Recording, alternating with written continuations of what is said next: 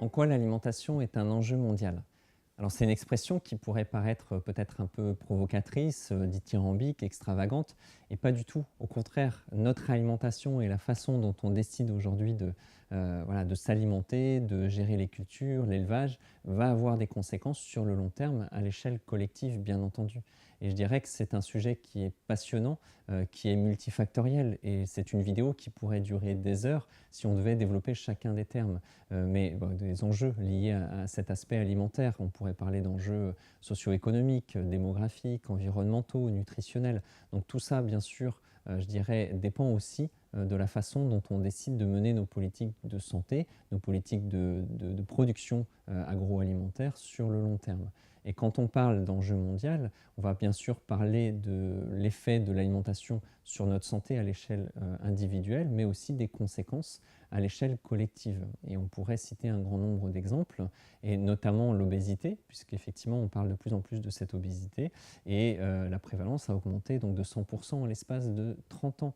On a aujourd'hui plus de 650 millions de personnes qui souffrent d'obésité dans le monde, plus de 2 milliards de personnes qui souffrent de surpoids, et finalement, cette prise en charge représente un enjeu véritable, puisque ne serait-ce que d'un point de vue purement économique, sans parler des effets sur la santé, la prise en charge des surcoûts, des coûts de prise en charge des conséquences de l'obésité, c'est plus de 2000 milliards de dollars. C'est-à-dire que c'est quasiment autant que les morts violentes ou que l'alcoolisme, je dirais, de manière générale. Donc, on ne peut pas continuer sur cette tendance-là, bien sûr, avant tout pour notre état de santé, mais aussi, là on le voit, simplement d'un point de vue strictement économique. Et quand on parle d'enjeux mondiaux autour de l'alimentation, on a souvent à l'esprit l'aspect dénutrition. Et effectivement, aujourd'hui dans le monde, vous avez plus de 805 millions de personnes qui vont souffrir de dénutrition. Vous avez plus de 2,1 milliards de personnes qui vont souffrir de déficits ou de carences nutritionnelles. Et on sait que ces carences vont avoir des impacts majeurs sur des risques, notamment pour les jeunes enfants, pour les nourrissons. Si on parle de la vitamine A, si on parle par exemple du fer, du zinc, donc tout ça, effectivement, va aussi, je dirais, être à considérer par rapport au rôle de l'alimentation, je dirais, d'une manière générale. Donc, on peut nourrir toute la planète aujourd'hui et on peut la nourrir demain. C'est-à-dire que si on regarde les recommandations de l'Organisation mondiale de la santé, l'OMS, on sait que les besoins fondamentaux, en fonction des populations, du sexe, de l'âge, vont varier entre 2200 et 2900 calories par jour au niveau d'un habitant de la planète. On a aujourd'hui les capacités de produire plus de 2800 calories par habitant sur la planète. Donc le vrai problème aujourd'hui n'est pas lié du tout à la capacité à produire suffisamment d'énergie, de calories, de nutriments pour les habitants, mais c'est la disponibilité de ces aliments-là et la répartition. Et finalement, on sait aujourd'hui que les enjeux économiques viennent totalement biaiser l'accès à l'alimentation. On peut prendre simplement pour exemple la spéculation alimentaire. Vous avez en l'espace de 2 ans et demi, juste avant les subprimes, entre janvier 2006 et août 2008, vous avez eu une augmentation du prix du maïs de plus de 140%. Vous avez une augmentation du prix du blé de 110%. Comme les huiles, le cacao a pris plus de 90%. Petite parenthèse, aujourd'hui on aime manger du chocolat, mais à l'échelle d'une manière collective et sur le long terme, au regard des impacts environnementaux, bientôt on n'aura peut-être plus de chocolat en accès comme on peut l'avoir aujourd'hui. Alors c'est du ressort du plaisir, mais ça démontre bien que finalement il existe des mouvements de fond, de changement, qui fait que notre alimentation va être impactée sur le long terme. Et sans parler de spéculation alimentaire, on sait que de la même façon, le fait d'avoir recours à je dirais, à un ensemble de transformations des aliments, notamment pour fournir du carburant ou autre, va aussi impacter la disponibilité alimentaire au niveau de certaines populations. On peut parler également des crises sanitaires, donc que ce soit la grippe aviaire, que ce soit la crise de la vache folle, que ce soit les œufs contaminés récemment, même si je dirais que ça a surtout fait un bruit médiatique plus que je dirais des conséquences sur l'état de santé. Mais finalement, ces crises vont aussi avoir un lien direct avec la façon dont on va cultiver, la façon dont on va élever les animaux et donc sur notre état de santé à long terme. Euh, je vous parlais de spéculation alimentaire tout à l'heure. De la même façon, le fait de la répartition des bénéfices vis-à-vis des circuits de distribution montre qu'on est en train de faire évoluer ces tendances-là, en allant davantage vers des circuits courts et donc la préservation des revenus pour les agriculteurs, donc qui permet de rentrer dans un véritable cercle vertueux à long terme. Alors si je reviens je dirais à la problématique de la santé et des enjeux collectifs, je vous parlais de l'obésité tout à l'heure au niveau des conséquences économiques, mais de la même façon, aujourd'hui on sait que la population mondiale vieillit de plus en plus, hein.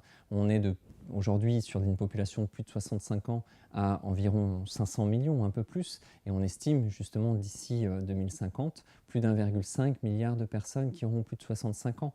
Donc avec en parallèle une augmentation justement de ces maladies liées au mode de vie, que ce soit la sédentarité, l'alimentation, le stress. Et on estime que dans les 10 maladies non transmissibles, dans les 10 causes plutôt de décès par maladie non transmissible, 6 d'entre elles sont en lien direct avec notre alimentation. Le nombre de cancers a doublé en l'espace de 2 générations. Le nombre de diabètes a doublé en l'espace d'une génération.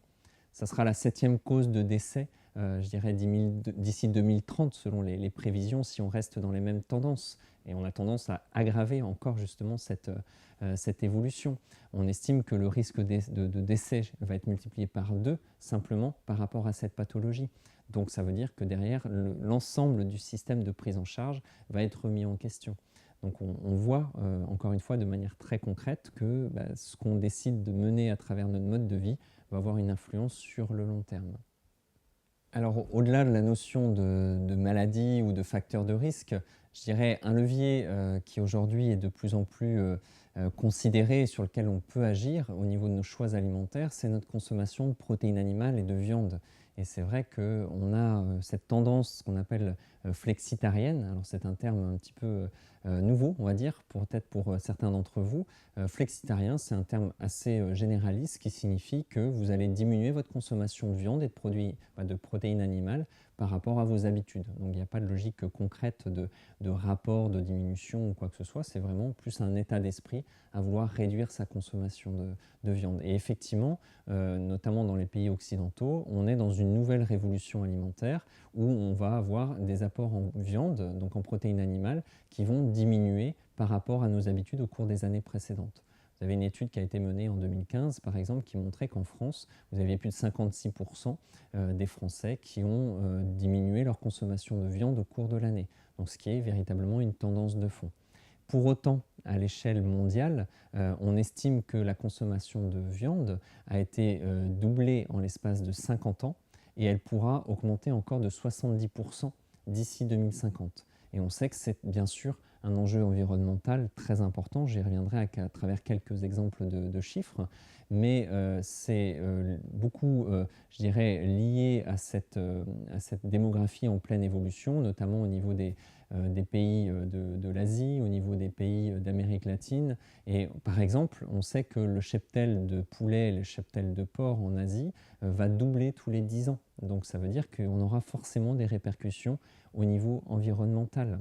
Et sur cet aspect de protéines animales, justement, on sait que cet élevage va être très impactant sur la qualité environnementale. C'est environ 14,5% des gaz à effet de serre, dont environ 40% sont simplement liés à la production de méthane des ruminants, donc des vaches en particulier.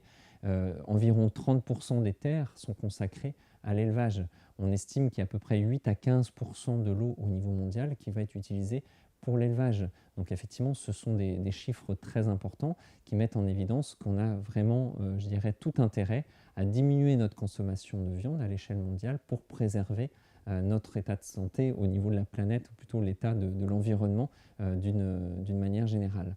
De la même façon, limiter notre gaspillage alimentaire à travers des choix individuels, concrets, quotidiens.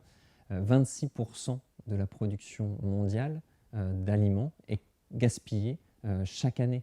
C'est-à-dire que c'est 30% de la culture des poissons, pas des poissons, pardon, la culture des céréales, c'est 30% des poissons qui sont, extraits de leur environnement, qui sont gaspillés.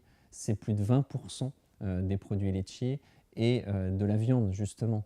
Donc quand on sait que la viande, notamment au niveau de l'empreinte hydrique, va avoir un impact très important, pour vous donner un ordre d'idée, ce qu'on appelle donc l'empreinte hydrique, hein, c'est la consommation d'eau qui est nécessaire sur l'ensemble du cycle de vie, je dirais, ou du cycle de production de l'aliment. On estime que pour 1 kg de légumes, de végétaux, de tomates, de carottes, on va à peu près avoir besoin de 500 à 600 litres. Pour faire le plus célèbre des hamburgers, il faut environ 2400 litres d'eau, notamment par rapport justement à la présence de la viande. Et on estime que c'est plus de 5000 litres qui vont être nécessaires par rapport à 1 kg alors non pas de viande, mais par exemple de bœuf. Et pour la viande intrinsèquement, celle qui est consommée, on estime que c'est plus de 15 000 litres d'eau. Donc je dirais qu'en diminuant notre consommation de viande, on a aussi un impact très positif sur l'empreinte hydrique et en le faisant en faveur justement des produits végétaux et en particulier des légumes. Mais ce qui sous-entend aussi d'avoir une logique de responsabilisation de nos choix au niveau de ces végétaux. Voilà, les amandes, je vous en ai parlé régulièrement, c'est effectivement d'un point de vue nutritionnel très intéressant. Vous avez beaucoup de protéines végétales, vous avez du magnésium en grande quantité, vous avez des fibres prébiotiques. Donc effectivement, c'est un aliment qui est une mine d'or au niveau nutritionnel. Pour autant, on sait que l'impact est très important au niveau notamment justement de l'empreinte hydrique et en fonction du lieu de production, notamment en Californie, on sait qu'on va avoir justement des pénuries d'eau, des problématiques de disponibilité en tout cas, et finalement la plupart des amandes sont aujourd'hui produites en Californie et donc vont aussi soulever des problématiques liées à l'environnement géographique dans lequel, je dirais, sont produites ces amandes. De la même façon, les noix de cajou vont être donc récoltés notamment en Afrique de l'Est, mais qui vont très souvent être exportés soit au Brésil, soit en Inde notamment pour être décortiqués. Et on estime que l'empreinte hydrique est supérieure à 14 000 litres sur l'ensemble du cycle de la noix de cajou. Donc je dirais que même si nutritionnellement cette noix de cajou est très intéressante d'un point de vue environnemental, l'impact est loin d'être minime. L'avocat, on en parle aussi de plus en plus. Effectivement, nutritionnellement, c'est très intéressant par l'acide oléique, donc les oméga 9. Vous avez beaucoup de molécules insaponifiables, de la vitamine E. Donc, c'est nutritionnellement un aliment qui est tout à fait bénéfique. Pour autant, on sait que sur l'empreinte hydrique, il va consommer 100 fois plus que la pomme de terre qui va être produite localement. Sans parler de l'empreinte carbone, là je parle simplement de l'empreinte hydrique. Donc on voit encore une fois que nos choix alimentaires vont avoir des impacts autant individuels que collectifs sur le long terme. Et je vous parlais du gaspillage alimentaire avec cette logique de production mondiale qui va être perdue, à peu près 26%. Si je la ramène à la consommation d'eau qui est gaspillée, c'est l'équivalent de 41 tonnes par seconde, simplement pour répondre au gaspillage qui a été réalisé au niveau de la planète. Et on pourrait comme ça donner beaucoup d'exemples à travers notamment toute l'utilisation des perturbateurs endocriniens qu'on va retrouver dans l'environnement, notamment à travers les process alimentaires, sur le bisphénol A, sur les phtalates, donc qui vont être utilisés dans les plastiques pour pouvoir justement conserver nos aliments, même si aujourd'hui on a des interdictions. Je dirais que cette interdiction reste relativement récente à l'échelle de l'utilisation depuis des décennies. Et ce qu'on utilise aujourd'hui sera très certainement demain remis en question. Et donc, tous ces composants, ces contaminants, ces intrants vont rester dans l'environnement avec un impact sur le long terme. Je vous en ai parlé sur une précédente vidéo, mais la consommation d'antibiotiques, ou plutôt l'utilisation d'antibiotiques, est 4 fois plus importante pour l'élevage que pour l'homme, pour pallier justement, je dirais, les conséquences ou plutôt les risques sanitaires. Et pour autant, ces antibiotiques vont rester aussi présents, notamment dans certains composés alimentaires. Donc on pourrait évoquer le sujet des OGM, qui est un développement à part entière. Toujours est-il qu'à travers nos choix sur les modes de culture, sur les modes d'élevage, sur ce qu'on décide de mettre dans notre assiette, sur les niveaux de transformation de ces aliments, sur notre prise de conscience par rapport au gaspillage alimentaire et par rapport au fait de justement aller privilégier des produits locaux qui vont présenter une empreinte hydrique, une empreinte carbone la moins importante possible, on ne peut que dans une démarche vertueuse pour le long terme.